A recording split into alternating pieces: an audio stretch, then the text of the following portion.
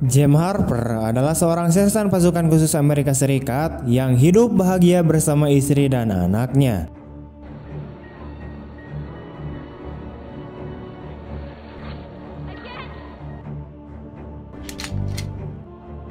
Diketahui bahwa saat ini dia sedang menjalani pengujian fisik karena sebelumnya James ini mengalami cedera lutut akibat perang di Afghanistan.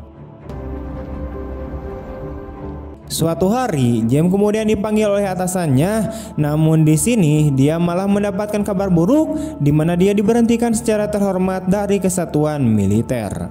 Para pemimpin militer itu beralasan bahwa kondisi cedera yang dialami James tidak kunjung sembuh serta kesehatan mentalnya juga belum pulih akibat peperangan.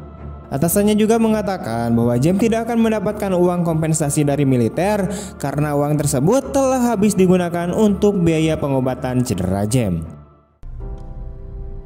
Relax, Sergeant Harper. You're leaving the Army with an honorable discharge. I wanted to stay on the team, sir. Blood work came back filthy with... Should have known better.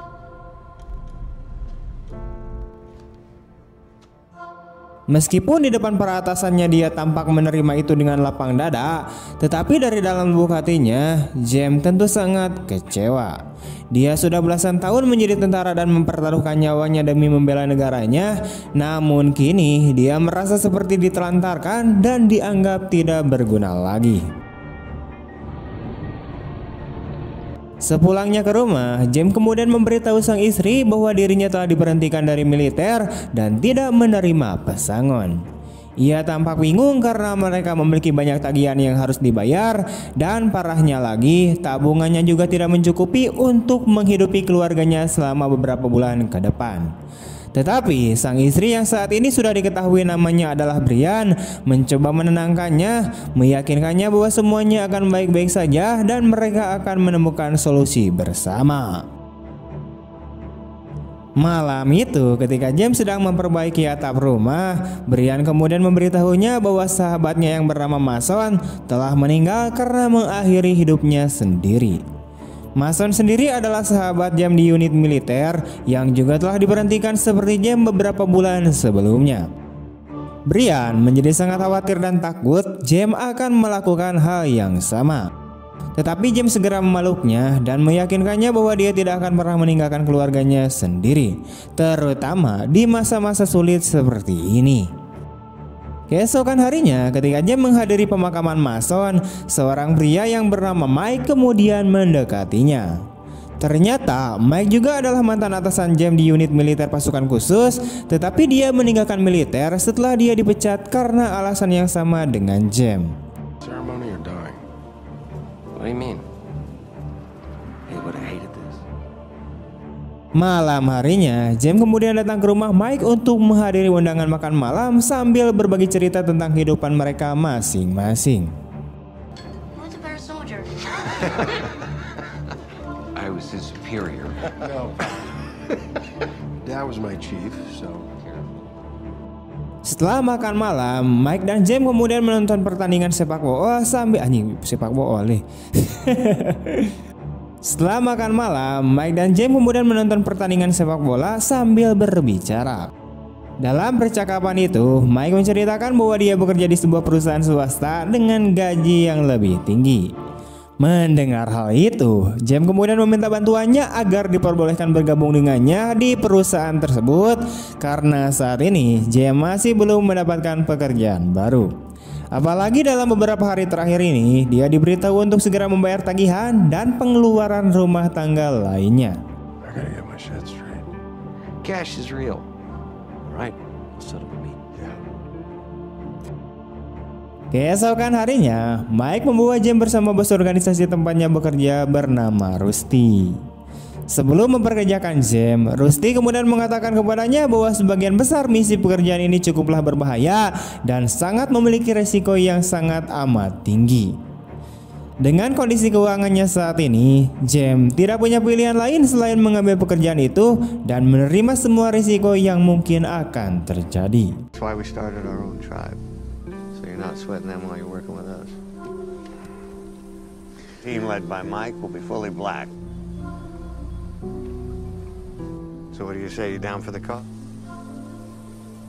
Dari percakapan antara Rusty dan James, diketahui bahwa Rusty pernah menjadi anggota militer seperti James, namun ia memutuskan untuk pergi dan membangun perusahaannya sendiri. Dia juga mengatakan bahwa semua misi dari perusahaannya mendapat izin dan dukungan langsung dari pemerintah, sehingga James tidak perlu khawatir ditangkap dalam menjalankan misinya nanti. Setelah James resmi bergabung, Rusty kemudian memberinya misi pertamanya, yaitu untuk pergi ke Berlin selama beberapa minggu untuk memata-matai seseorang. Setelah kembali ke rumah, James memberitahu Brian bahwa dia telah menemukan pekerjaan baru yang dibayar cukup baik, tetapi pekerjaan itu mengharuskannya pergi ke luar negeri selama sekitar 2 minggu. Dan dia terpaksa setuju. It's not dangerous.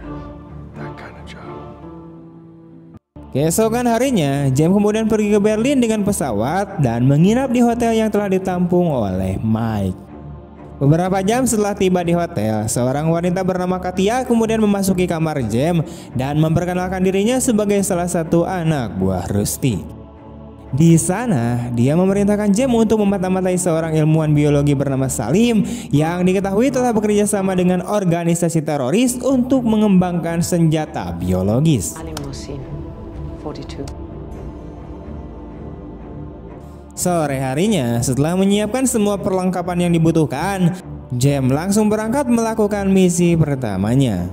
Dia mendokumentasikan semua kegiatan Salim di rumah dan di laboratorium tempat Salim melakukan penelitian.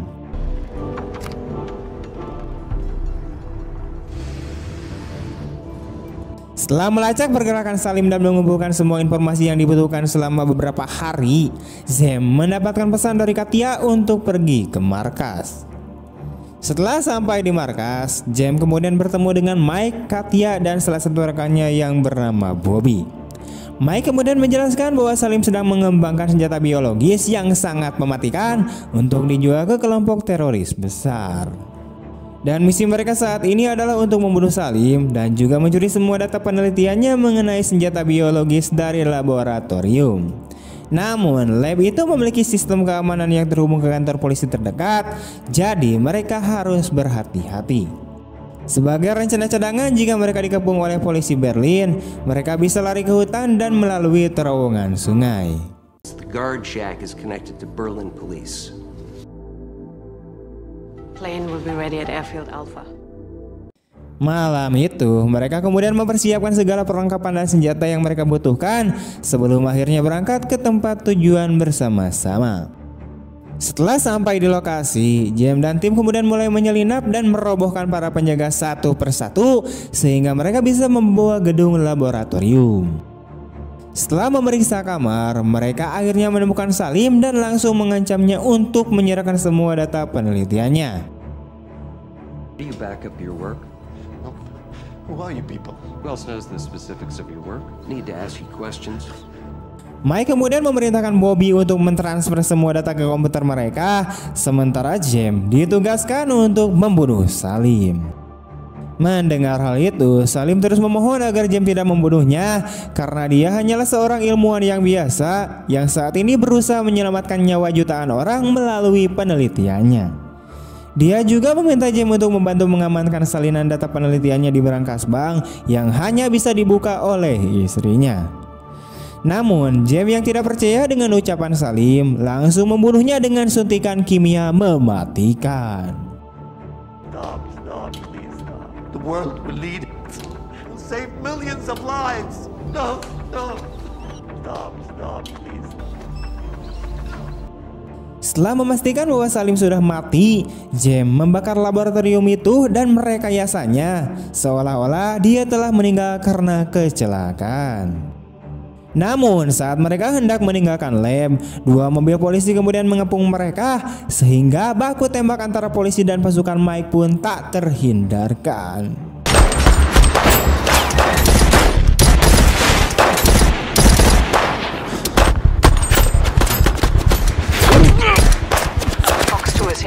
Sayangnya, Katia dan Bobby tewas dalam baku tembak itu dan Mike menderita luka tembak di kakinya. Mengetahui situasinya semakin memburuk, James segera menggendong Mike dan membawanya ke hutan agar mereka bisa bersembunyi di terowongan di sungai.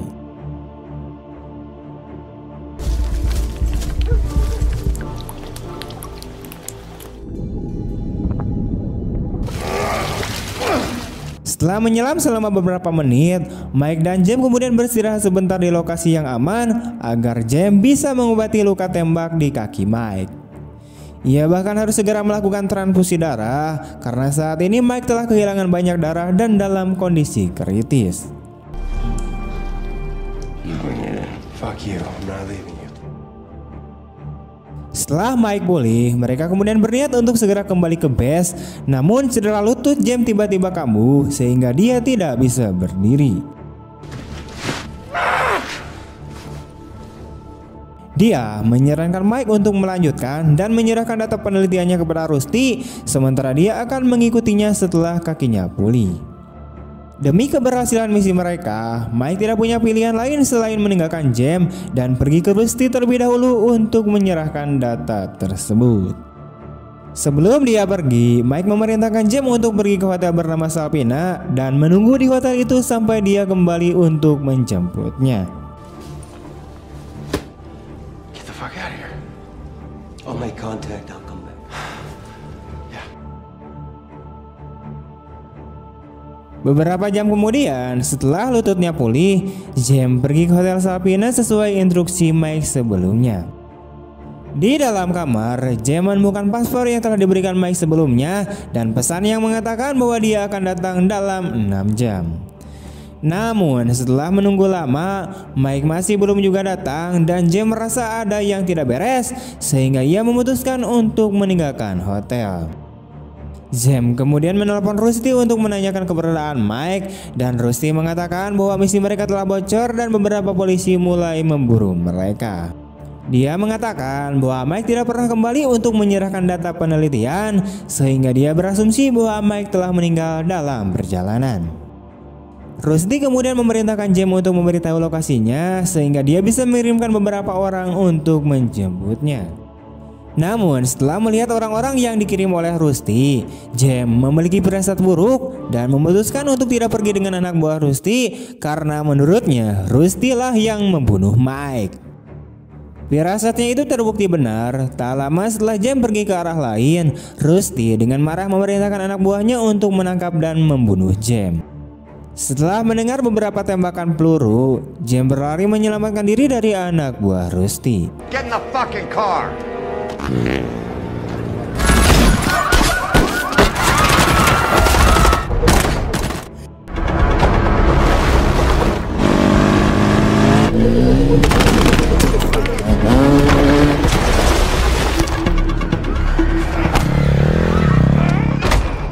Setelah pengejaran yang sengit, ia melarikan diri di bawah lorong jembatan dan menjatuhkan dua anak buah Rusty.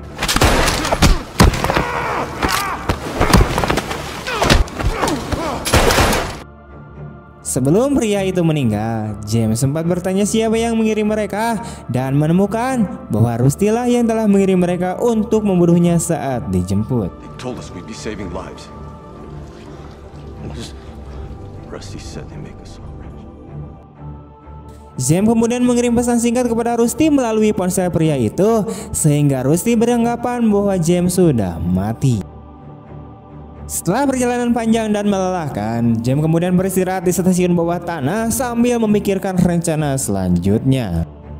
Pada saat itu, dia tiba-tiba teringat kata-kata Salim dengan tenang, yaitu salinan data penelitian yang dia sembunyikan di berangkas bank. Keesokan harinya, James kemudian datang ke rumah Salim dan meminta istri Salim untuk mengambil salinan data penelitian di bank. Awalnya, istri Salim menolak permintaan James, tetapi setelah dia mengancam akan menyakiti putranya, dia tidak punya pilihan lain selain menuruti perintah James. Mereka kemudian pergi untuk mengambil data dari berangkas bank dan kemudian istri Salim menyerahkan data itu kepada James. Setelah mendapatkan data, James langsung memeriksa penelitian apa yang telah dilakukan oleh Salim. Setelah membuka data itu, dia tampak terkejut bahwa Salim hanyalah seorang ilmuwan biasa yang terakhir sedang mengembangkan formulasi vaksin untuk menangani virus mematikan yang melanda dunia. Ia bermaksud membagikan vaksin itu secara cuma-cuma kepada semua orang yang membutuhkan. Namun beberapa pihak berencana merebut formulasi vaksin itu darinya untuk memperkaya diri sendiri dan untuk keuntungan pribadi. Setelah mengetahui informasi ini, James memutuskan untuk kembali ke Amerika menggunakan paspor yang telah diberikan oleh Mike sebelumnya.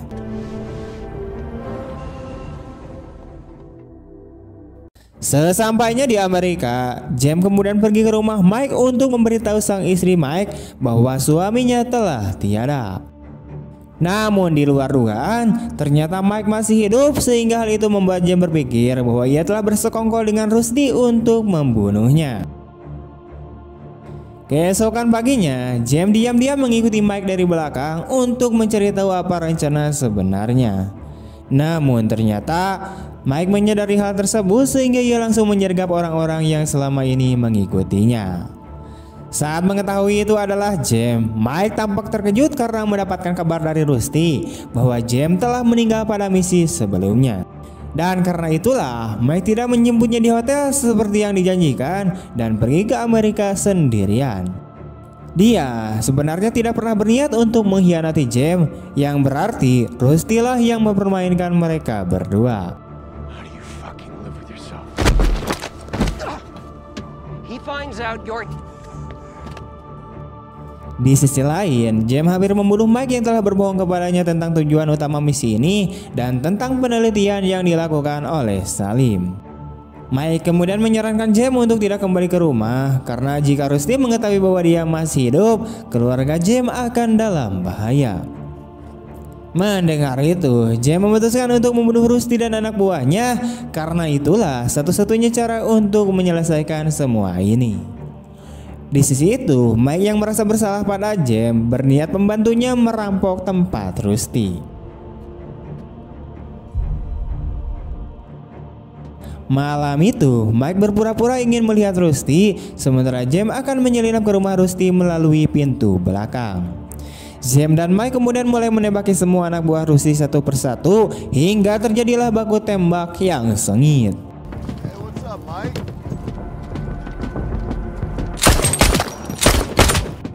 Setelah semua anak buah Rusty disingkirkan, Mike dan Rusty saling tembak hingga keduanya tewas.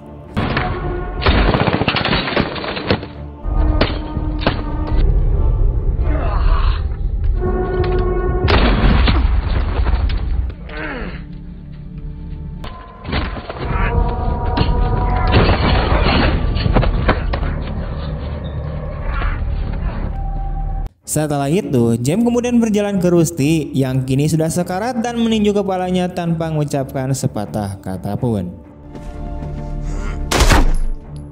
Setelah rencana mereka selesai, James kemudian bergegas membawa Mike ke rumah sakit dan menyelamatkannya. Tetapi dia meninggal dalam perjalanan karena luka yang parah. Keesokan harinya, James kemudian membakar Mike dan mobilnya untuk menghilangkan jejak sebelum akhirnya dia kembali ke rumahnya untuk bertemu keluarganya. Setelah bersatu kembali dengan keluarganya, James berniat membawa istri dan putranya meninggalkan Amerika dan memulai hidup yang baru dengan uang yang berhasil dirampoknya. Tamat. Oke, sekian dulu untuk video hari ini. Bagaimana tanggapan kalian tentang film ini? Tulis di kolom komentar. Pesan moral yang dapat kita petik dalam film ini adalah jangan pernah mengkhianati seseorang yang paling berbahaya. Anjay, sesuai gitulah. Saya Niko pamit undur diri. Terima kasih banyak telah menonton. Sampai jumpa di video-video selanjutnya. Bye bye.